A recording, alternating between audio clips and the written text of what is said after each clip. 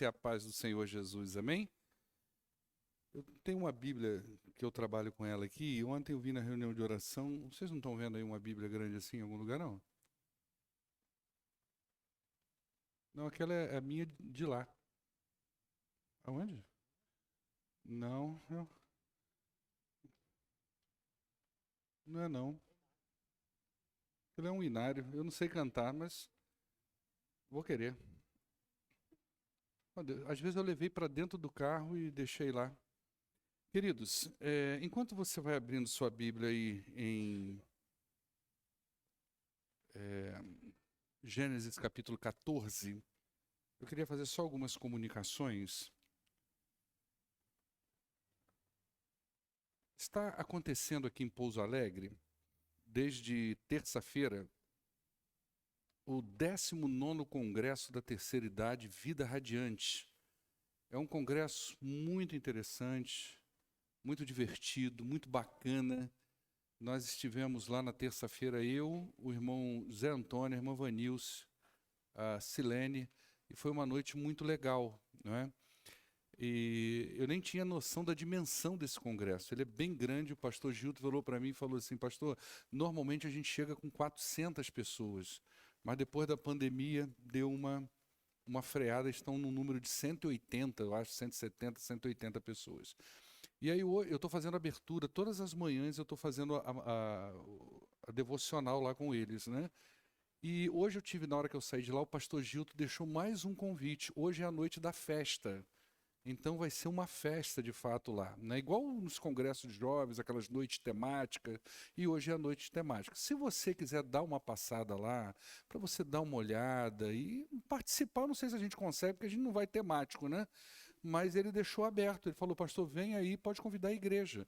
Então se você quiser sair daqui, lá no Marx Plaza, dar uma paradinha lá, ir lá naquele salão de eventos lá, você vai encontrar um movimento lá bem bacana.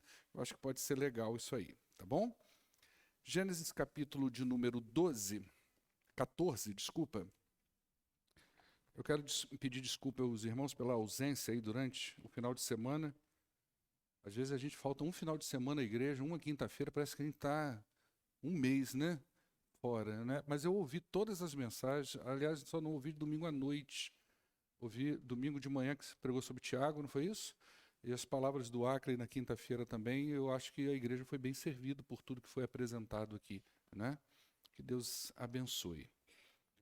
Capítulo 14 de Gênesis diz assim: naquela época, Anrafel, rei de Sinear, Arioque, rei de Elazar, Kedor Laomer, ou Laomer, eu vou ficar com Laomer, rei de Elão, e Tidal, rei de Goim, foram à guerra contra Bera, rei de Sodoma, contra Birsa, rei de Gomorra, contra Sinabe, rei de Admar, contra Semeber, rei de Zeboim, e contra o rei de Belá, que é Zoar. Todos esses últimos juntaram suas tropas no vale de Sidim, onde fica o mar salgado. 12 anos estiveram sujeitos a Kedor Laomer, mas no 13º ano eles se rebelaram.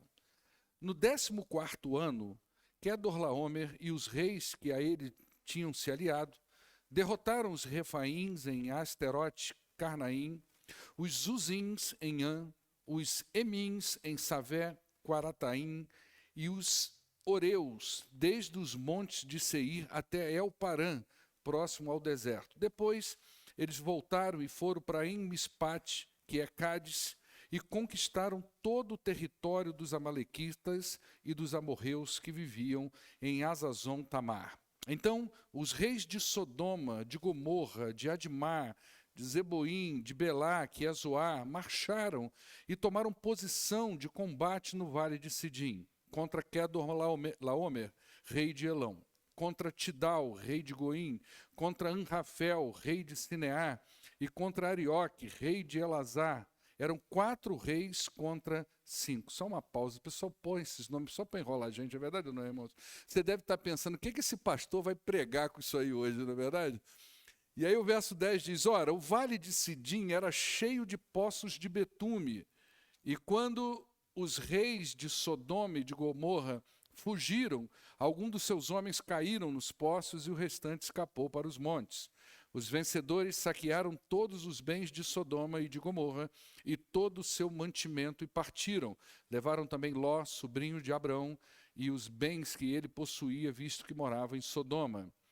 Mas alguém que tinha escapado veio e relatou tudo a Abraão, o hebreu, que vivia próximo aos carvalhos de Manre, o amorreu.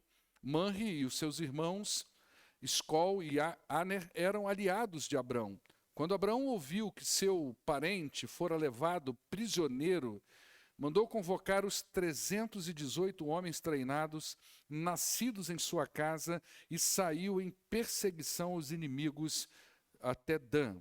Atacou-os durante a noite em grupos e assim o derrotou, perseguindo-os até Obá, ao norte de Damasco. Recuperou todos os bens e trouxe de volta seus parentes, seu parente Ló, com tudo que possuía, com as mulheres e o restante dos prisioneiros. Verso 17. Voltando Abrão da vitória sobre Quedorlaomer e sobre os reis que a ele haviam se aliado, o rei de Sodoma foi ao seu encontro no vale de Savé, isto é, o vale do rei. Então, Melquisedeque, rei de Salém e sacerdote do Deus Altíssimo, trouxe pão e vinho e abençoou Abrão, dizendo: Bendito seja Abrão pelo Deus Altíssimo, Criador dos céus e da terra, e bendito seja o Deus Altíssimo que entregou seus inimigos em suas mãos. Abrão lhe deu o dízimo de tudo. O rei de Sodoma disse a Abrão: Dê-me as suas pessoas, dê-me as pessoas e pode ficar com os bens. Mas Abrão respondeu ao rei de Sodoma: De mãos levantadas ao Senhor, o Deus Altíssimo, Criador dos céus e da terra, eu juro que não aceitarei nada do que lhe pertence, nem mesmo um cordão ou uma correia de sandália, para que você jamais venha dizer: Eu enriqueci Abrão. Nada aceitarei a não ser o que meus servos comeram e a porção pertencente a Aner e a Escol e a Manre, os quais me acompanharam, que eles recebam a sua porção. Vamos orar ao nosso Deus? Pai, muito obrigado por esta noite. Eu peço ao Senhor, ó Deus, que num texto que aparentemente talvez não tenha grandes lições para nós, que o Senhor nos ajude a entendê-lo e extrair desse texto a riqueza da Tua palavra e a aplicação dela para os nossos corações. Em nome do poderoso Jesus Cristo é que nós oramos, hoje e sempre. Amém. Queridos, eu gostaria de continuar nas nossas reflexões sobre a vida de Abraão, um dos grandes patriarcas do Antigo Testamento. Abraão ficou conhecido para nós como o pai da fé. E o meu objetivo aqui é pegar um pouco da vida desse patriarca e, naquilo que é possível, desmembrar ela um pouco e ver como que a fé desse homem foi forjada, como é que ela foi construída. E tudo começa lá no capítulo 12, quando Abraão é chamado do meio da idolatria para seguir a Deus. Abraão, ele de fato sai de Ur dos Caldeus, mas ele não sai exatamente como Deus havia mandado que ele saísse. Ele não deixa a sua parentela, pelo contrário, ele leva toda a sua parentela junto. Mas a fé de Abraão ainda estava na sua Gênese. O livro de Gênesis é o livro dos começos. E assim também era a vida de Abraão. Abraão estava na gênese da sua fé. E ele precisava de dois fatores essenciais para uma fé madura: a obediência ao Senhor. Abraão precisava aprender a obedecer ao Senhor e ele precisava aprender a confiar no Senhor. São dois elementos fundamentais para a construção de uma fé madura na sua vida. Quando nós começamos a entender que estamos aprendendo a confiar no Senhor, estamos aprendendo a obedecer no Senhor, nós estamos no caminho da construção de uma fé madura. Então, no capítulo 12, nós temos lá o primeiro evento que vai ajudar no amadurecimento da fé de Abraão. Então, ele vai até um determinado lugar e, após construir um altar ao Senhor, ele, no momento da sua necessidade, ele não recorre ao Senhor, que ele havia levantado um altar, que ele lhe havia prestado a sua adoração. Isso corresponde à ideia de dizer que você adora a Deus, que você vem à igreja, que você levanta suas mãos em adoração ao Senhor, você declara com a sua boca que Deus sustenta você, mas quando você tem uma necessidade, você não busca diretamente ao Senhor. Você entra em desespero, você entra em ansiedade, a depressão toma conta da sua vida, você fica desesperado, você até verbaliza que você está entregando nas mãos do Senhor, mas a sua vida está denunciando que você não entregou essas coisas nas mãos do Senhor. Isso aconteceu um pouquinho com Abraão, tá? E aí, nós entramos no capítulo 13. E no capítulo 13 nós temos o segundo teste de Abraão, o segundo evento que vai contribuir para o crescimento da fé de Abraão. Só que agora não é mais a escassez, a questão é outra. Agora a situação, o problema é a abundância. Agora não era o problema da falta como no capítulo 12. Agora Abraão tinha demais, Ló tinha demais. E eles precisavam agora se separar. E Abraão agora, ele aprende de fato alguma coisa, e a gente vê aqui que Abraão, nessa contenda com Ló, ele deixa por conta de Ló a decisão. Ele aprendeu que quem está no controle é Deus, e que qualquer resultado poderia ser usado por Deus para o alcance dos objetivos do próprio Deus. Isso é a melhor coisa da vida da gente, é quando nós estamos no centro da vontade de Deus. É no centro da vontade de Deus que todas as coisas acontecem. Quando nós estamos no caminho que o Senhor traça para nós, independente de que, num dado momento, essa trajetória não pareça muito agradável, ela com certeza será usada para a glória do Senhor no momento certo.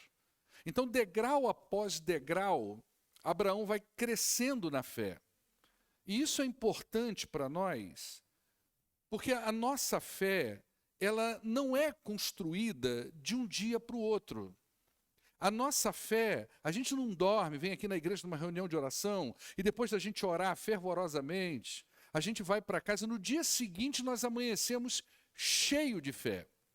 Eu me lembro, o primeiro dia depois da minha consagração, sei lá quanto tempo tem isso, lá no Rio de Janeiro. Fui lá para a igreja, 3 horas de concílio, uma coisa que eu cheguei a ficar com um estômago doído, tive que tomar remédio, tudo aconteceu comigo naquele dia. E depois desse concílio, depois da aprovação, a igreja em festa, não é? Aí foi o momento da posse. Aí ajoelhei, aquela pastorada orando, e eu ali pedindo misericórdia, minha esposa junto, e aquela coisa toda. Fui para casa, acabou a festa, dormi. Quando amanheci no dia seguinte, eu olhei no espelho e percebi que eu era a mesma pessoa. Não tinha mudado nada. Meu rosto não estava reluzente como o de Moisés. Eu parecia que continuava sendo o mesmo pecador. E para piorar a situação, minha campainha tocou. E eu fui atender, era um testemunho de Jeová. E ele tentando me convencer, e eu falei para ele, meu amigo, eu fui consagrado pastor, ele disse, não importa. E eu falei, nosso Deus, não saiu raio da minha mão. Eu não derrotei esse cara, não é verdade? A fé da gente é uma construção. A fé da gente, ela vai crescendo e amadurecendo à medida que nós vamos enfrentando uma série de situações na vida da gente. Por que eu estou te dizendo isso? Não se desanime se em algum momento da sua vida você entendeu que você falhou na sua confiança com o Senhor. Não desanime se em algum momento da sua história você agiu de um jeito que você pensou assim, nossa, não era para eu ter feito desse jeito. Não se desanime se em algum momento a vida exigiu de você uma fé, uma confiança em Deus ou uma obediência ao Senhor, mas você entende que falhou naquele momento e você se sentiu tão não crente, tão fraco, tão pecador. Não desanima, porque a fé é assim, é uma construção e essa construção acontece nas mais diversas situações que nós enfrentamos na nossa vida. E assim foi com ele. Então, levanta a tua cabeça, continue a caminhar, porque muitas outras experiências Deus ainda vai te dar. Agora a gente entra no capítulo 14. E esse capítulo 14, ele pode ser dividido em 3 partes. A primeira dela é a narrativa das primeiras guerras. Nós estamos no livro de Gênesis. E essa aqui é a narrativa da Primeira Guerra Mundial. É a primeira vez que a Bíblia vai narrar para você e para mim guerra entre nações. A outra parte é o encontro de Abraão com Melquisedeque. E a terceira parte é o encontro de Abraão com o rei de Sodoma. Tá? Então a gente vai caminhar nesse capítulo 14, tentando passar por esses 3 pontos. A narrativa das guerras, o encontro de Abraão com Melquisedeque e o encontro de Abraão com o rei de Sodoma.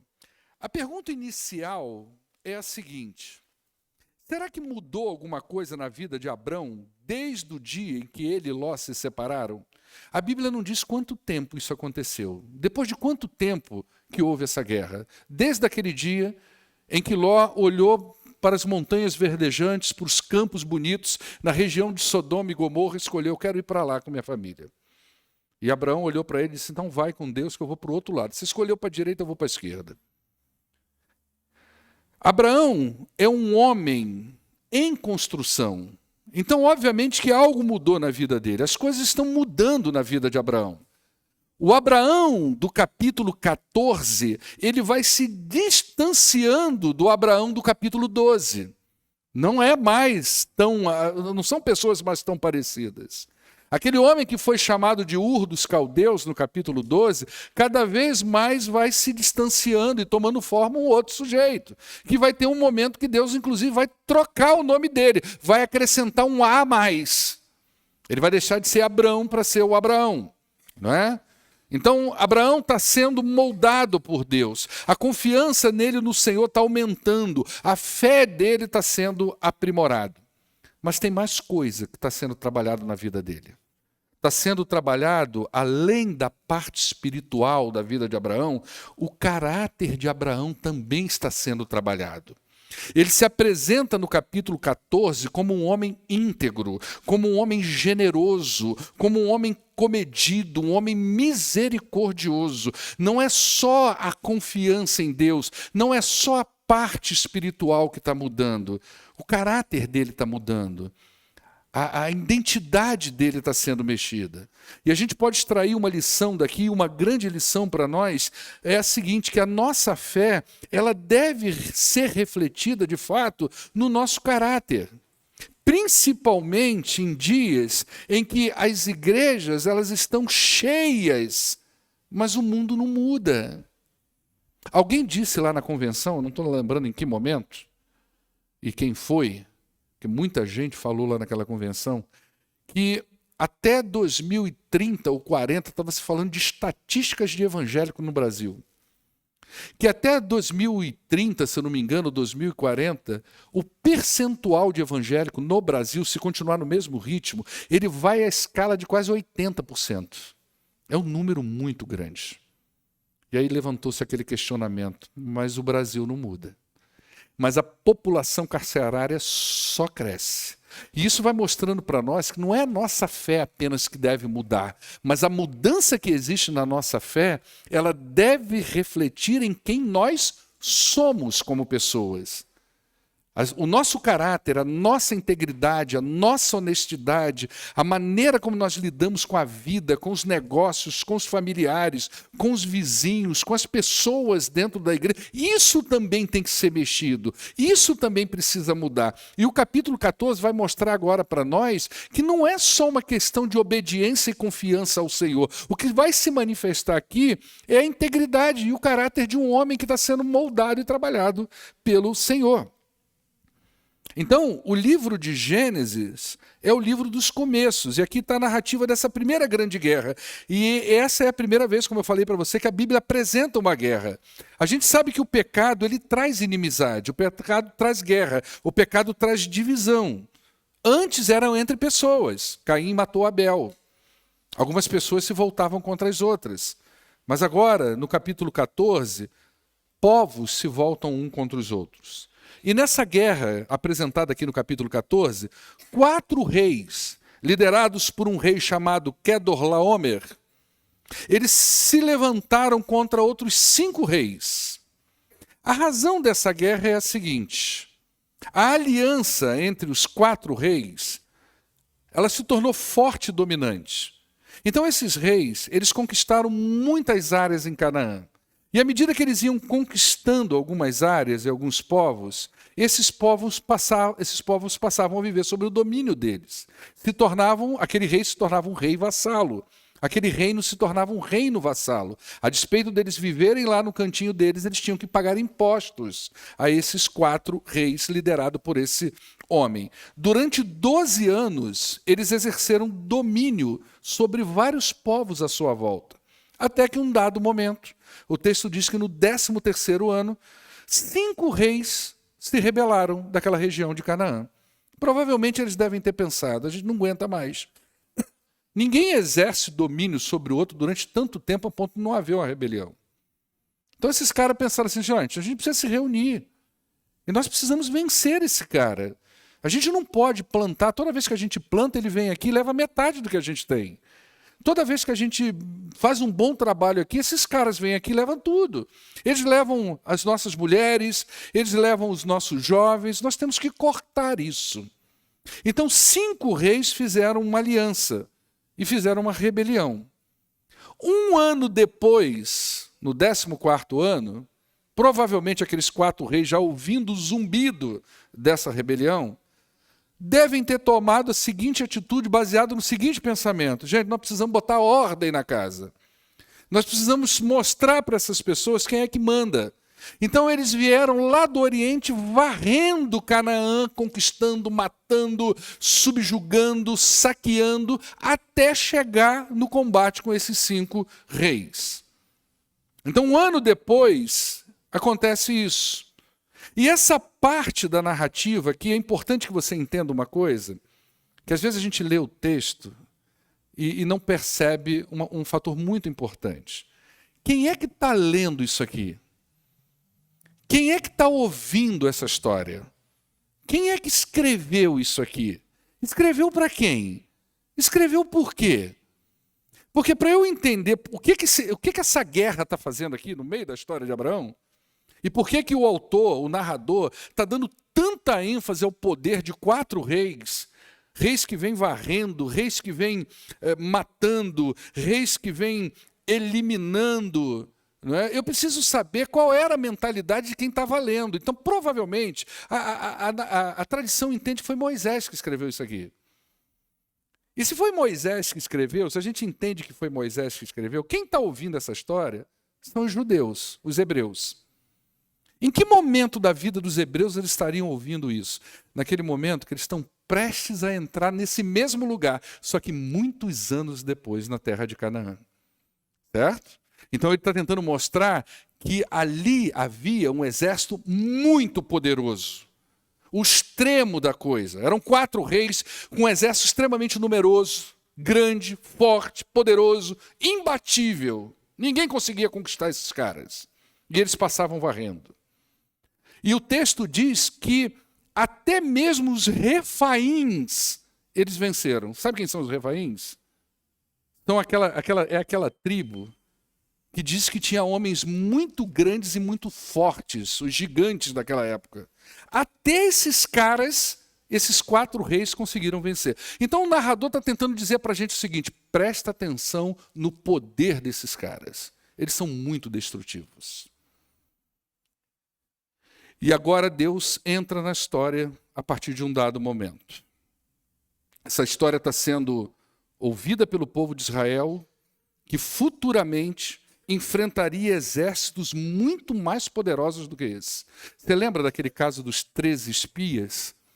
Quando eles foram espiar a terra prometida, você lembra da narrativa deles? Nossa, lá tem gente muito ruim, muito mal, os caras são grandão, a gente não consegue entrar lá, a gente não vai conseguir vencer. E eles estão ouvindo essa história. E aí alguém diz lá, Josué e Caleb, né? Caleb diz assim: nada, o Senhor já deu essa gente para a gente. O Senhor já deu essa terra para a gente. Então a narrativa continua e agora esses 4 poderosos reis enfrentam uma aliança ainda maior do que a deles, que são os 5 reis. Eles se juntam aí no Vale de Sidim para guerrear e na hora do confronto, 2 reis rebeldes, o rei de Sodoma e Gomorra, eles deixam o campo de batalha e fogem, mostrando a sua covardia, mostrando o seu medo, mostrando a sua incompetência. e eles se tornam vítimas da sua própria terra. Isso aqui também não está aqui à toa. Isso aqui está para contrastar com a habilidade de Abraão depois de conquistar os 4 reis. Os caras saem em fuga e a Bíblia diz que eles caíram em poços de betume. O que é isso? Poço de petróleo. Ok? Imagina se esses caras soubessem o que ia dar de dinheiro aquilo ali no futuro, não é verdade ou não é? Os caras caíram em buraco de petróleo, tipo piche, naquela forma grossa, não é? Naquela região ali. E ali, em vez de usar esses poços de betume, não é, para encurralar o inimigo como uma emboscada e uma armadilha, eles mesmos caem na questão da sua própria terra. Não é? O resultado, então, foi que Quedorlaomer e seus aliados, eles derrotaram e saquearam tudo que eles possuíam, inclusive Ló e sua família e os seus bens. Essa é a primeira parte da narrativa, a guerra. A pergunta é, por que essa guerra está aqui? Mais uma vez, o que o narrador quer mostrar para nós, quer mostrar para Israel aqui? Ele quer mostrar que esses homens eram poderosos e que se constituíam um exército numeroso e muito grande, invencível, e esse exército, além do mais, está atuando dentro do território que Deus prometeu a Abraão e os seus descendentes. Abraão está lá quietinho na dele. Ele está no lugar onde Deus disse, aqui é o seu lugar, é a terra que eu dei para você, para a sua família, para os seus parentes. E esses caras estão atuando dentro dessa propriedade. Mas Abraão não está se metendo na briga ainda. Ele está lá, alheio a toda essa bagunça, até que alguém que tinha escapado veio e relatou a Abraão, o hebreu. Aqui é a primeira vez que o nome hebreu é usado, Marcelo falou disso domingo, né? A origem do nome hebreu, provavelmente um parente antigo, um semita antigo chamado Eber, mas aqui é a primeira vez que se fala ali, tem um hebreu, provavelmente o narrador quer destacar ele de todos os outros povos, então dá esse nome para ele aqui agora. E aí no verso 13, você vê Deus entrando na história. Mas alguém que tinha escapado veio e relatou tudo a Abraão, o hebreu, que vivia próximo aos carvalhos de Manre, o amorreu. Manre e os seus irmãos, Escol e Aner, eram aliados de Abraão. Qual foi a reação de Abraão? Abraão poderia ter dito assim, e eu com isso? O que eu tenho a ver com Ló? Esse sujeito, ele já me causou muitos problemas.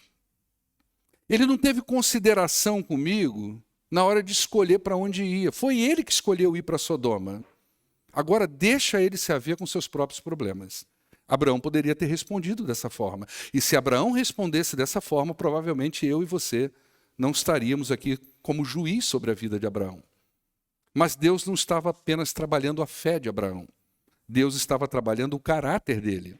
E as respostas que Abraão tinha como padrão da sua vida estavam em processo de mudança. Ele não era mais aquele homem do capítulo 12. Então, em lugar de responder, talvez com uma mentirinha, dizendo para eles, olha, diz para lá, eu estou muito ocupado, eu tenho muito o que fazer hoje, eu não posso ir lá nessa batalha, eu não posso ajudar o meu irmão, eu tenho coisas para fazer. Ele, então, se prontifica de uma outra forma, e o texto diz que quando Abraão ouviu que seu parente fora levado como prisioneiro, mandou convocar os 318 homens treinados, nascidos na sua casa, e saiu em perseguição a eles até Dan. Aqui tem uma informação nova sobre Abraão. Abraão era apresentado para a gente como um homem da agricultura, um homem da pecuária, um homem pacífico, um homem desarmado. Mas agora ele me aparece aqui com 318 homens treinados. Da onde esse cara tirou isso? O que esses 318 homens treinados estavam fazendo dentro da fazenda dele? Porque até aqui não apresentava Abraão desse jeito. Abraão era aquele homem da pecuária, pacífico, com medo do faraó, dizendo que Sara não era sua esposa, era sua irmã, e de repente agora ele me aparece aqui como um comandante de um exército também. Não é? E essa palavra convocar aí no texto, ela tem uma força muito grande na língua original, porque a palavra aí é como se Abraão estivesse falando assim, ela era muito usada para o ato de desembainhar uma espada. Então era como se Abraão estivesse falando assim, gente, vamos desembainhar todo o exército que a gente tem. Era como se ele tivesse sacado de um coldre 318 homens preparados para a guerra. E aqui tem uma lição também muito interessante para nós. É a crise de Ló. O problema que deu na vida de Ló foi um chamado à ação de Abraão. E a gente pode extrair uma lição daqui. A dificuldade dos nossos irmãos, elas nos chamam a uma ação. Quando Abraão soube que Ló estava em perigo, ele não ficou onde estava. Ele foi chamado a agir. E nós também somos chamados a agir pela vida dos nossos irmãos. Nós somos chamados a orar, nós somos chamados a ouvir, nós somos chamados a ajudar. Muitas vezes as notícias chegam para nós igual a gente chegou para ele. Pastor, fulano está doente. Ou então chega para você, fulano está doente. Às vezes você vem para uma reunião de oração e de repente se abre aqui um pedido de oração que você nem sabia que aquela pessoa estava passando por aquilo. E aí o que a gente faz com isso? A gente recebe essa informação, faz uma oração e vai para casa? Não. Deus está nos chamando para uma ação. Às vezes, em alguns momentos, nós vamos precisar fazer alguma coisa a mais. Esses 318 homens, a Bíblia diz que eles eram fiéis a Abraão. Eles moravam na casa do patriarca e eles responderam rapidamente a essa convocação. O texto diz que Abraão saiu em perseguição a esses 4 poderosos reis, mas apenas com 318 homens. Então, aquele homem que temeu o faraó lá do Egito, mentiu para não ser morto, ele vai atrás de 4 reis poderosos com 318 homens. Por que Abraão fez isso? Porque ele estava aprendendo a depender da força do Senhor e não da dele. Isso aqui, gente, os israelitas do futuro, eles iam ler isso ou ouvir isso. Na hora que eles estivessem entrando na terra de Canaã, eles iam lembrar disso aqui. Nossa, o nosso patriarca venceu 4 reis poderosos com 318 homens. Nós somos aqui 6 milhões de pessoas que saíram agora de uma escravidão, inabilitados para a guerra. E vamos encontrar um exército muito maior do que a gente lá em Canaã, mas nós vamos entrar com a mesma força do nosso patriarca Abraão. Você entende por que a guerra está aqui? O narrador quer que a gente olhe para o contraste da coisa. Nós temos 4 reis poderosos e temos um homem vencendo com um exército de 318. A força não é nossa, é do Senhor. Então eles aprenderiam isso e nós precisamos aprender isso. A enfrentar os nossos medos com a força do Senhor e não com as nossas forças. Deus estava ensinando isso para o povo de Israel e Deus ensina isso para a gente hoje. Às vezes nós deparamos com situações na vida que causam pavor a gente. Às vezes o crente baixa a cabeça diante de uma doença, diante de uma ansiedade, diante de uma depressão, diante de um medo, diante de um problema financeiro. E Deus está nos mostrando aqui nessa história que não é com a nossa força que nós vamos enfrentar as nossas guerras na vida. É com a força do Senhor.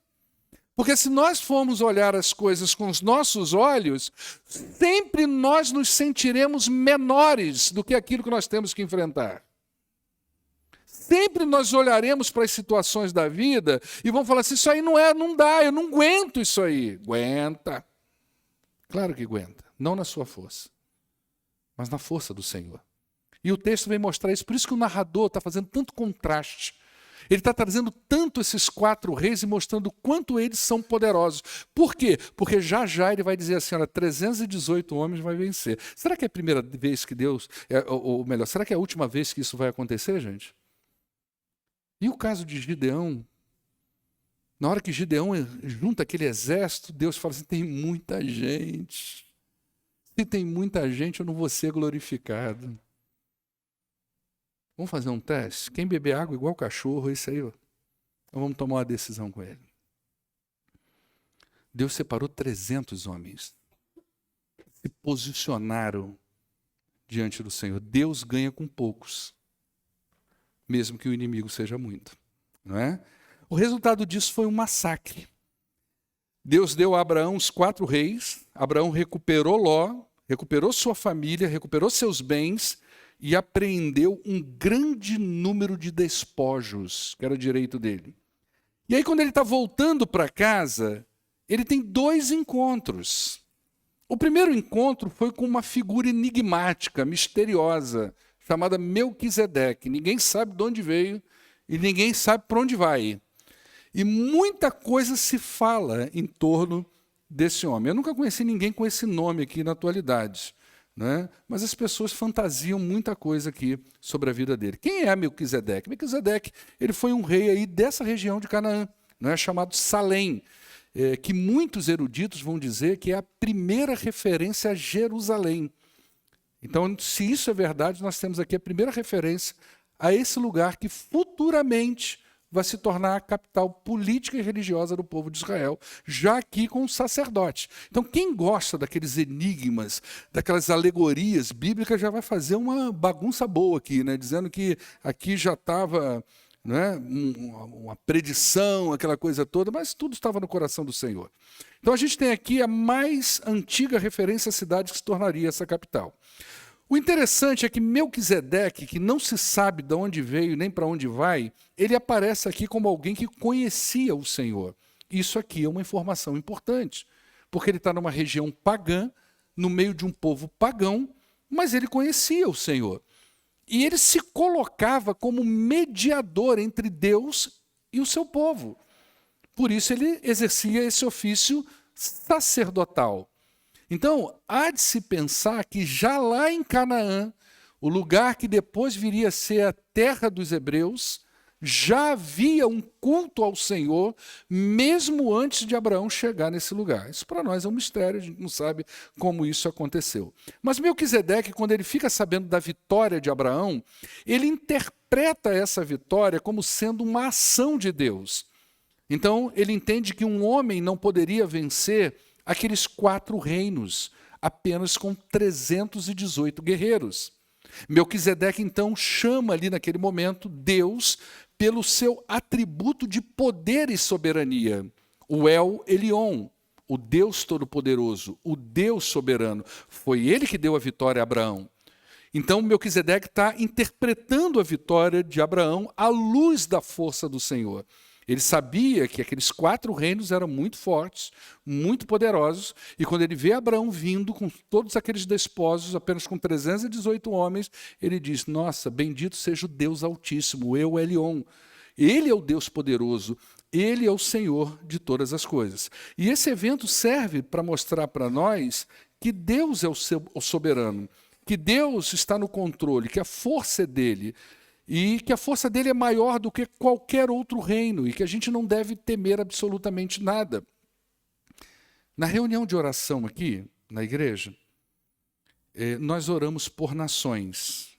E aí teve uma noite que nós oramos pela guerra, não foi, Helder? Pela guerra. Eu fiquei com crise. Eu fiquei com crise porque eu fiquei pensando, será que eu devo orar pelo fim da guerra? Porque parece ser bíblico que a guerra exista. Parece que é bíblico. Parece que não tem como escapar disso.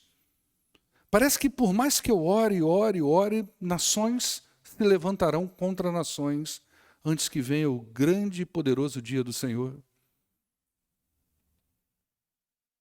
Então, talvez a minha oração deva ser no seguinte sentido: Deus, me fortalece, sabendo que o Senhor é o soberano de todas as coisas e que tudo está em tuas mãos, para que aconteça o que acontecer e da forma como tiver que acontecer, eu permaneça fiel e crente ao Senhor e sirva como anunciação do teu reino, da tua glória, aquelas pessoas que muitas vezes não sabem lidar com essas situações difíceis.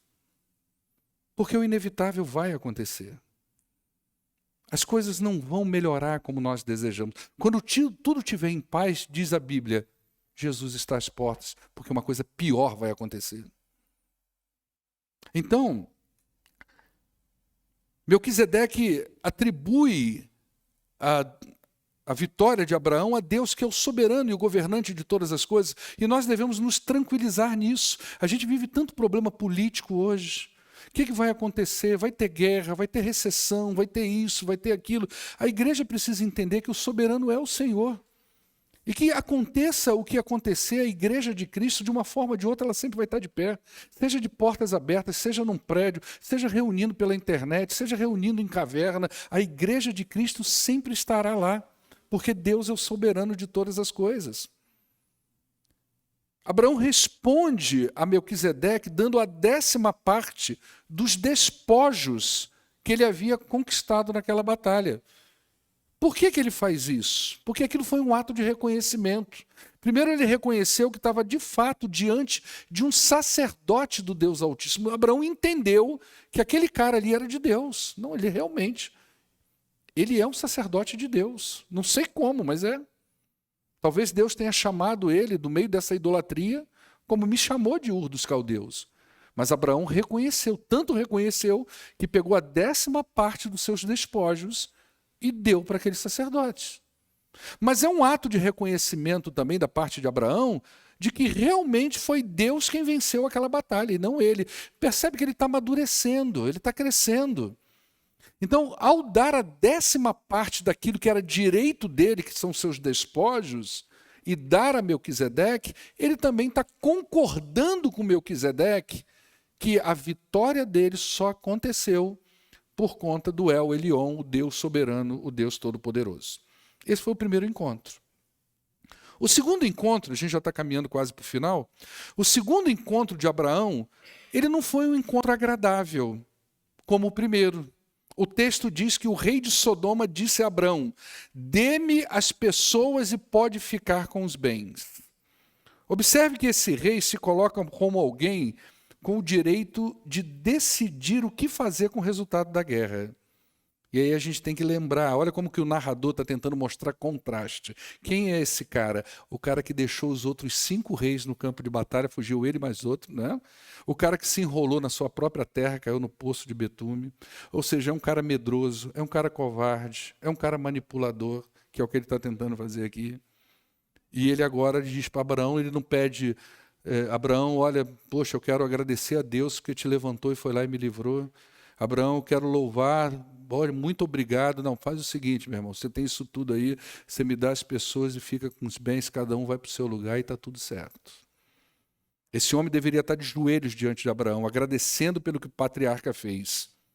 Até porque os despojos da guerra, assim como as pessoas, elas eram por direito de Abraão. Mas Abraão, ele nos mostra aqui que a sua fé e confiança em Deus está sendo trabalhada e está trabalhando o seu caráter. Então, ele se coloca como uma pessoa íntegra.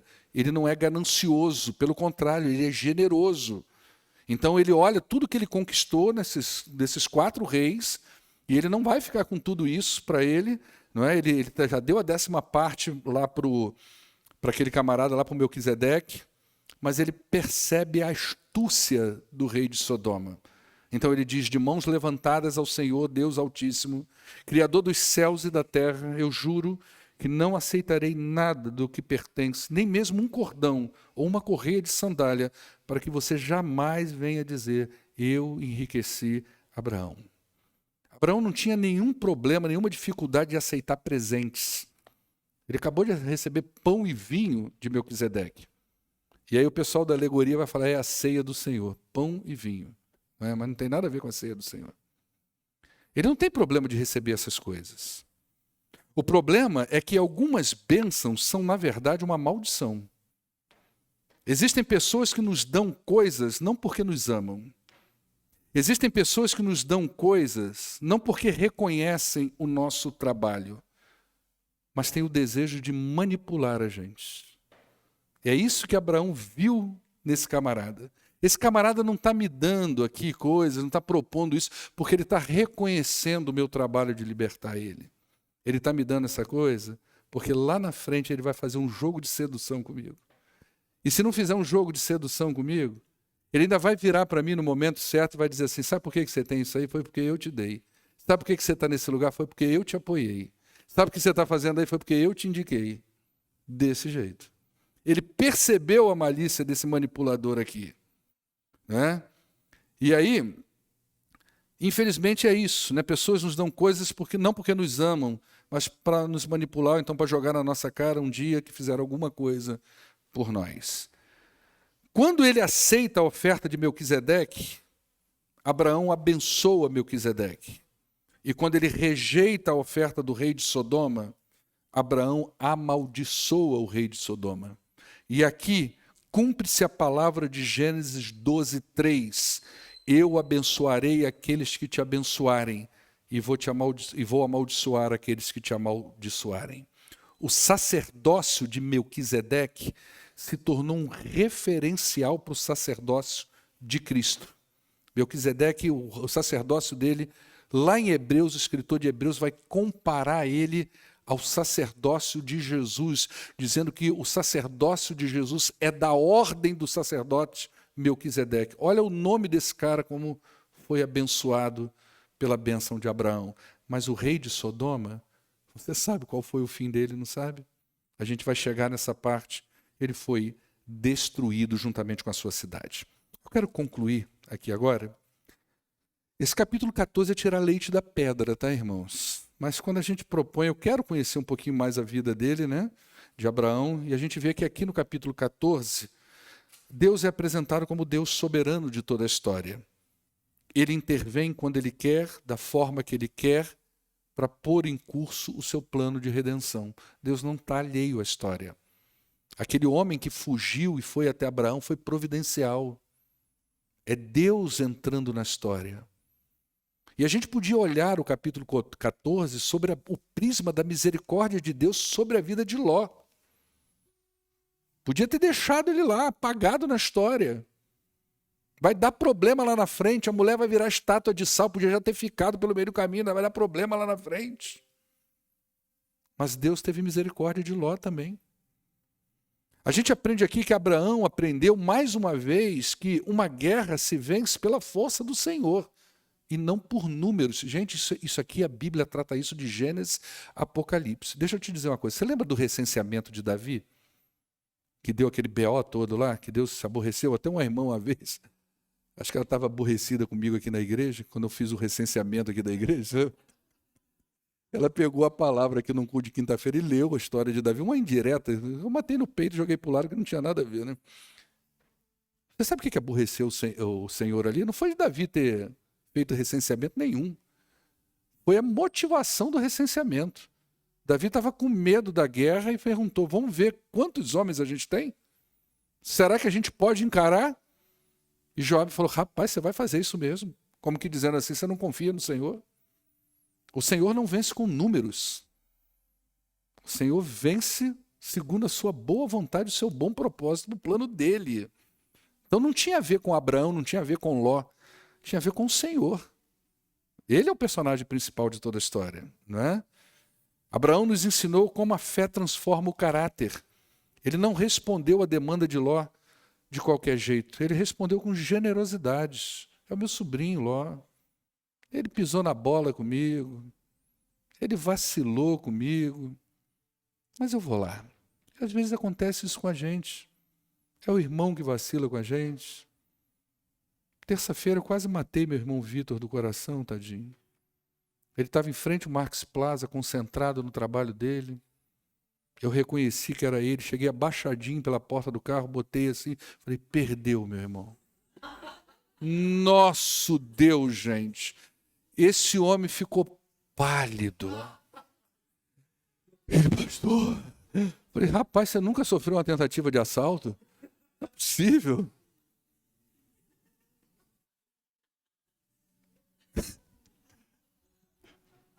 Cada um reage de um jeito, né? Tadinho, eu cheguei a abraçar ele na hora, eu fiquei com dó ali na cara. Falei para minha mulher, nunca mais eu vou fazer isso com o Vitor. Nem com ninguém. Com ninguém. Eu falei, não vou fazer isso mais com ninguém. A maneira como ele reagiu ali, eu falei, não vou fazer isso mais com ninguém. Não é?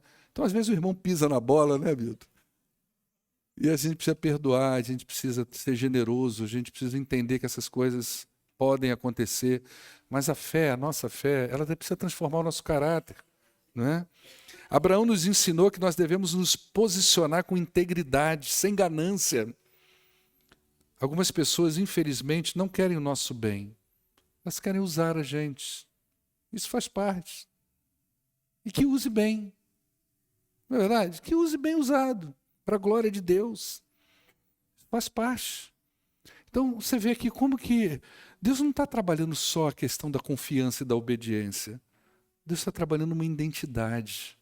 Deus está trabalhando um homem. Deus está moldando o caráter de uma pessoa. Amém? Vamos orar ao nosso Deus. Senhor, muito obrigado por esta hora.